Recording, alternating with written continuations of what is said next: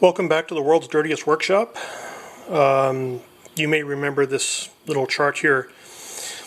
These are the various fork oil levels, 220, 270, 490, measured from the top of the fork with all the parts in.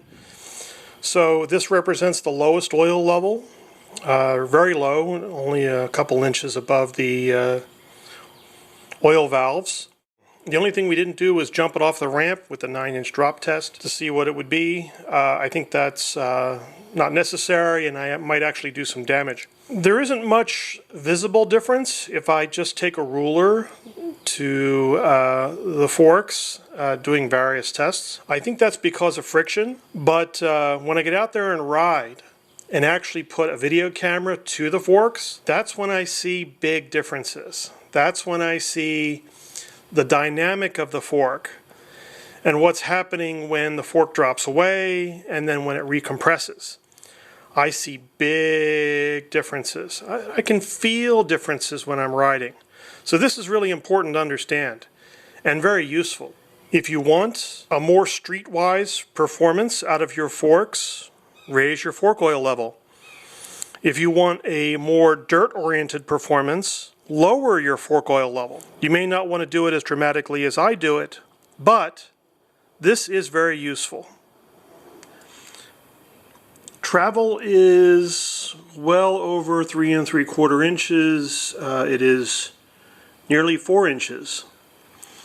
This seems very subtle, but the fork oil fluid level has dramatically changed the way this behaves and compresses. While working on my front forks, I decided to try various fork oil levels. That is, the level of the fork oil measured from the top of the forks with all the parts in. I started with about 220 from the top. I did an early test where it was 200. It didn't really thrill me.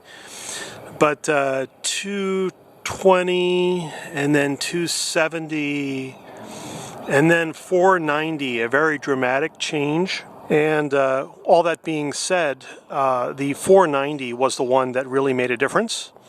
That is the one that made the motorcycle behave like a dirt bike. Wow, what a difference. This measurement here is a static measurement. This is just a rider weight on the bike with the center stand.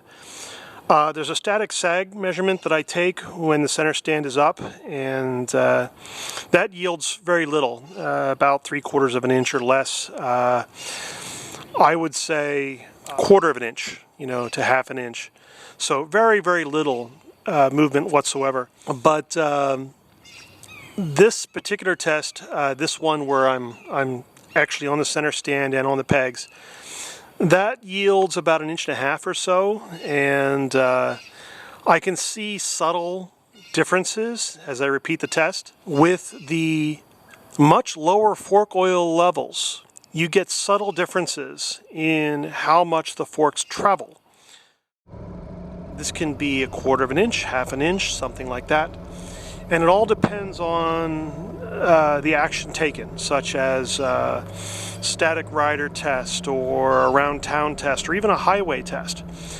But you do see gains. You see gains, overall of 1/2 an inch to 1 inch, depending on the motion. And the real problem is the friction. You can't really do accurate tests because of subtle differences in temperature, oil, and the friction of the forks. So you have to get out there and ride it and take repeated measurements and see what's going on. And that's what will yield true differences. I have to be very careful because hard braking seems to yield the biggest difference. The amount that the bike sinks when you're braking with the front brake very hard. With the driveway test, we're at about 3 7/8. So we're nearly 4 inches. I'll see if I can put that up to the camera. So 3 7/8, quite a bit larger than it was before, and we were around 3 1/2, 3 3/4. Some small gains there.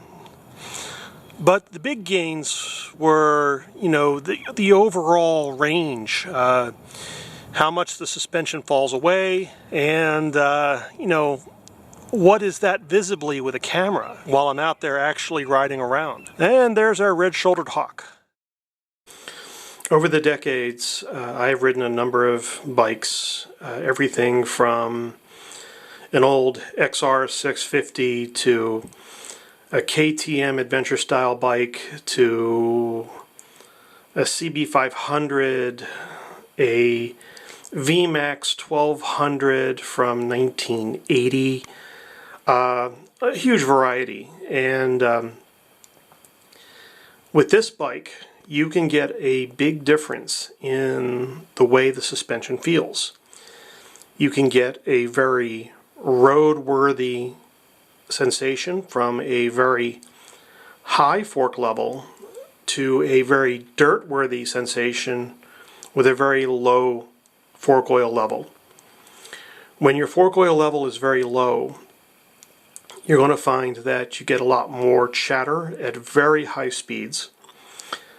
This is very subtle at first. Maybe you experience this off-road at 45 miles an hour. You notice that the handlebars shake more freely, they vibrate. But as you get up to super high speeds, in excess of 75 miles an hour, that's when you start to sense really big differences. Some unsettling feelings, the feelings of being less secure, as if the front tire is floating above the asphalt and not really truly maintaining a firm grip as you're moving along. So that's where you have to use caution, is when you're really moving along at very high highway speeds. You probably want a much more roadworthy fork oil level, somewhere where the fork oil level is higher. But if you want something very dirt worthy, lower your fork oil level. I want to thank you.